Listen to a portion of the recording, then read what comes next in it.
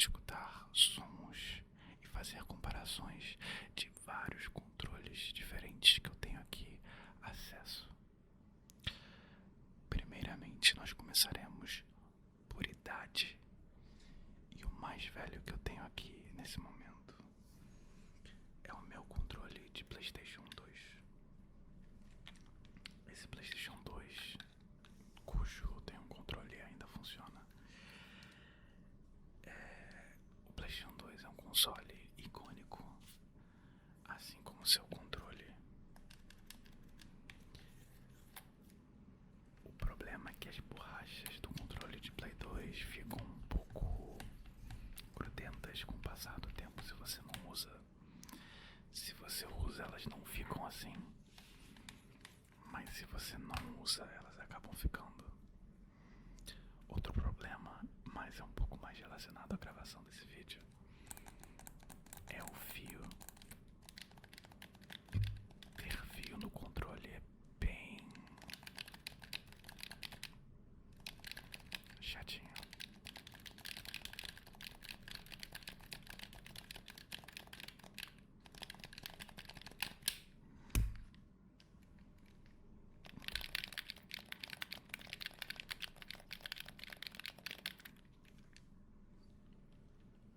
O L2 e o R2 ainda não eram gatilhos. Então,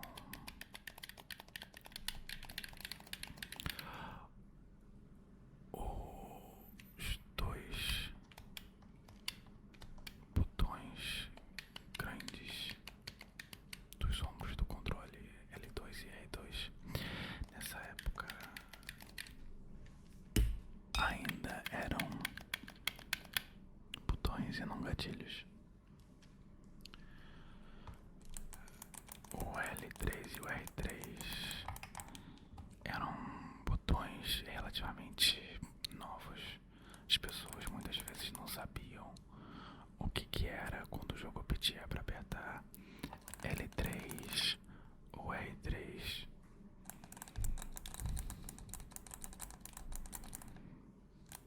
Eu lembro que demorou bastante até pra mim.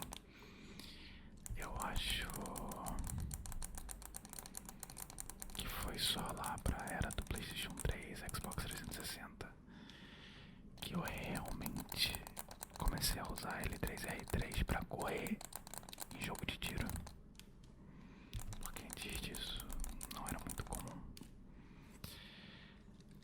O D-pad é bem macio nesse controle, mas pode ser por conta da idade também. E esse controle, ele além de ter o Start e o Select, ele tinha o analógico, porque o controle de Play 2 também podia ser utilizado no PlayStation 1. E aí você podia ligar e desligar os analógicos para só usar o D-pad como um controle de PlayStation. E o PlayStation Slim era compatível com analógicos, porém, obviamente, o analógico emulava os inputs de um D-pad. Esse então é o controle de PlayStation 2. Aí nós temos o controle de PlayStation 3. O controle de PlayStation 3 já não tinha mais o botão analógico. Ele tem o botão Home. Eu acho que esse controle não está carregado, como vocês podem ver. Ele tem o botão Start e Select, L3 e R3, mas dessa vez eles são bem mais durinhos. A diferença do clique é bem grande.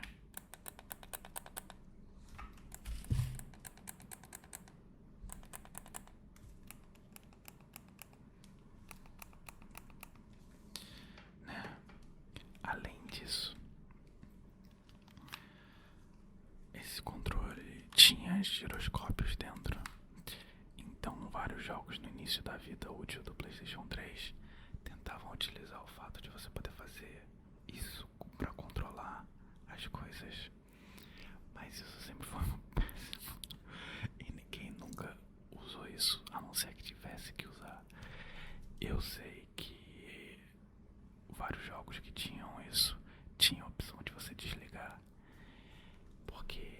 existiam controles de segunda linha ou de outras marcas que não tinham isso para serem mais baratos.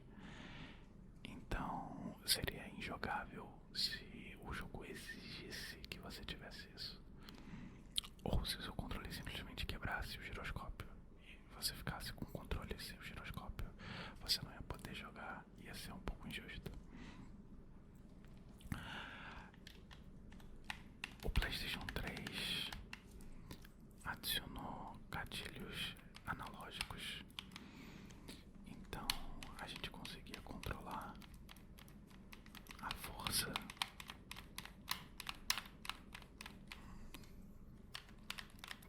dos gatilhos. Na verdade, todos os botões do PlayStation 3 são analógicos, então você também podia controlar a força que você apertasse os botões de face.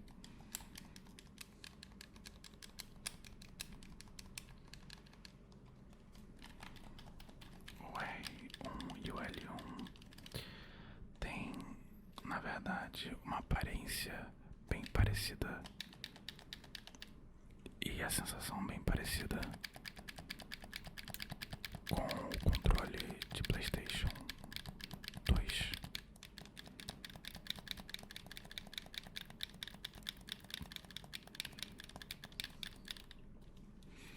Então, tanto o controle de PlayStation 2 quanto de PlayStation 3 tem uma sensação bem uniforme, além das mudanças geracionais. Além do controle de PlayStation 2 e 3, nós também temos o controle de PlayStation 4.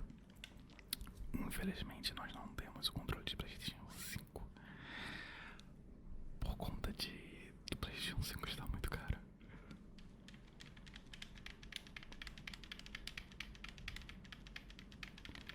Mas os gatilhos do PlayStation 4 são ainda mais fundos. Os botões de ombro são mais durinhos, tem um clique.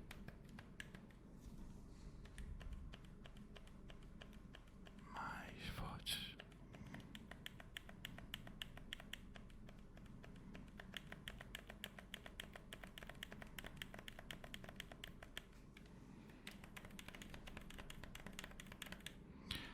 O D-pad é um pouquinho mais rígido do que o anterior. E os botões de face são um pouquinho mais rígidos também.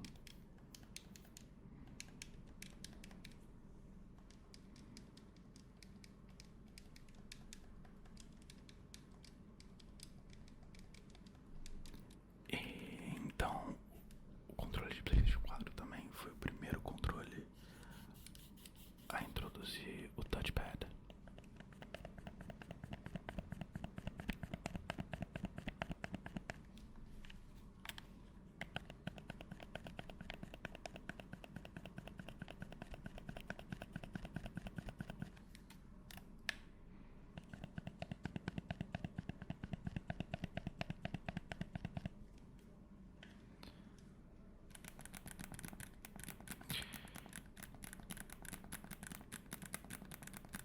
Os cliques do L3 e R3 são bem diferentes comparados com o do PlayStation 3.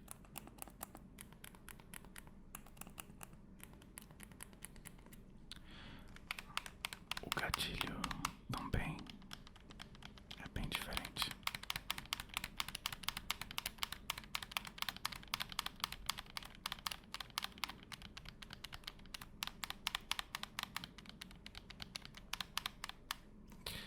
E obviamente o Select e o Start, que nesse controle são feitos de borrachas e quase completamente silenciosos. Nesse controle eles são Share e Options. E eles têm um clique quase como o de um mouse.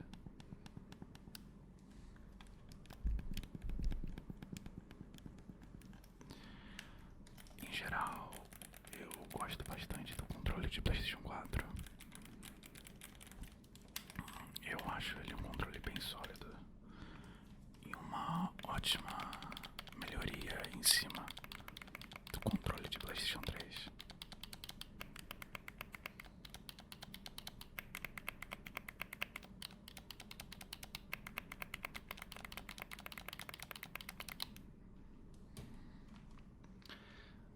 Aí nós temos um outro console.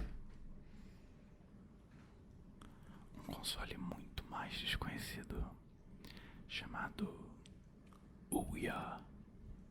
O Ouya era um console pequeno, independente, à base de Android. Ele custava cerca de $100 no lançamento. E todos os jogos, na teoria, dentro da loja, seriam ou teriam uma demo gratuita e uma versão paga. Esse era o controle do Ouya,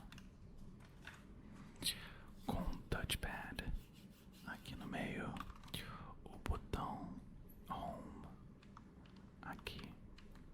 Ele não tinha um botão Start, ele só tinha o Home e o touchpad.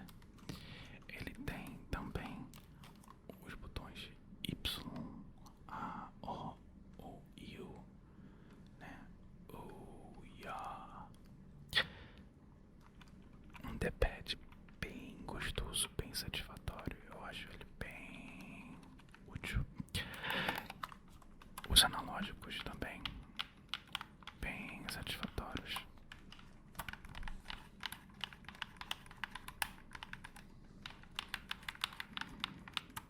Os botões com um clique bem gostoso e alto.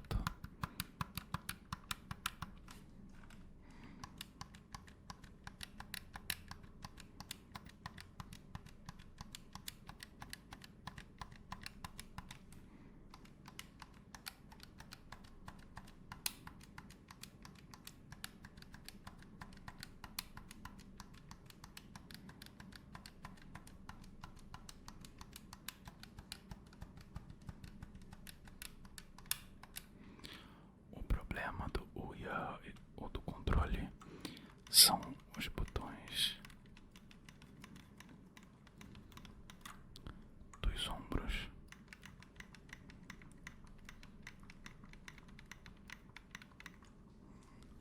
Esse controle tem especialmente os gatilhos. Não sei se vocês conseguem escutar, mas o gatilho chega a ranger.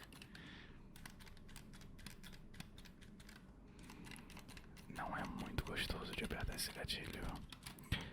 Os botões dos ombros até dá pra utilizar, mas eles são bem moles.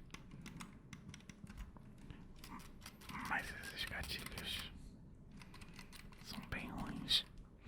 Além disso, o controle é a base de pilha com duas placas faciais. E essas placas são péssimas de tirar.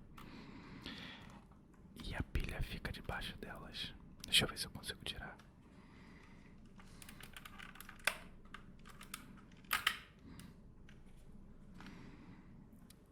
Aqui dentro é o buraco da pilha. Ele tem aqui uma cordinha para você colocar a pilha dentro e poder puxar com facilidade a pilha para fora, o que é extremamente útil, assim, muito útil mesmo, na hora de trocar a pilha. O problema dessas placas, elas têm a ideia de serem práticas e você ter mais customização, poder comprar placas diferentes e mudar o seu controle do jeito que você quiser. O problema é que essas placas muitas vezes prendem o botão debaixo delas e acaba ficando bem ruim. Mas o console em si acabou não tendo uma segunda geração, então pra mim isso é quase um artefato, um tesouro meu, da minha coleção de consoles. E aí, por último, nós temos um controle que talvez vocês já reconheçam do meu primeiro vídeo do canal, o GameSir X2, que é o controle que eu utilizo no meu celular. O GameSir X2, ele vem com borrachas para você colocar nos analógicos, porque os analógicos são bem pequenos. Então, com as borrachinhas extras que vem, você consegue colocar, caso seu dedo for grande, que nem o meu dedão. Os analógicos são extremamente gostosos nesse controle. Você sente, você tem uma sensação tátil muito forte, muito boa neles. Os gatilhos, contudo, são cliques de mouse, literalmente. Tanto o L2 e o R2, quanto o R1 e o L1.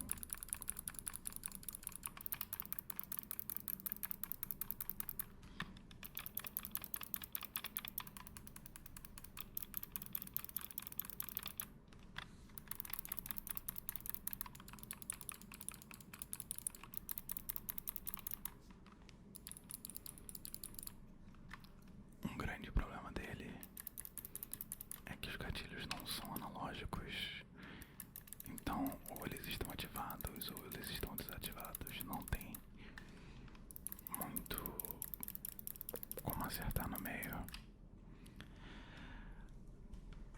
Outro problema é que os botões de face são bem pequenos, mas você acaba se acostumando relativamente rápido. E por mais que eles não tenham muita distância de travel, até eles serem ativados, eles são extremamente satisfatórios. O clique é quase como um terapêutico, de tão relaxante que é apertar. É quase anti-ansiedade.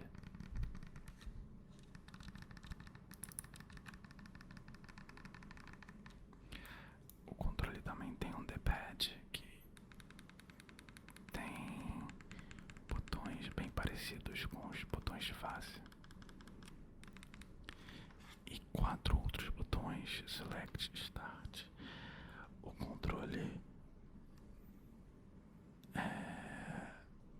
e 2 botões que são do controle próprios para você poder colocar como botões diferentes durante a sua emulação, o que for. Além, obviamente, do botão de ligar e desligar aqui, que também abre o Xbox App para você poder usar o xCloud ou coisas assim no seu celular. Em geral, eu gosto bastante desse controle também. E eu acho um ótimo controle. Então, esse foi mais um vídeo do Canguru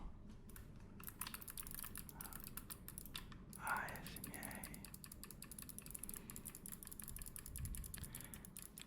Nesse vídeo eu tive todo o controle, ou controles. Eu espero que você tenha curtido. E se você curtiu, por favor, deixa aquele joinha. Se você não curtiu, tem um botão para isso também. Se você puder, deixa um comentário para dar aquele engajamento. Já se inscreve no canal porque ele é novo e vai ter muito vídeo pela frente. E para não perder nenhum vídeo, clica no sininho.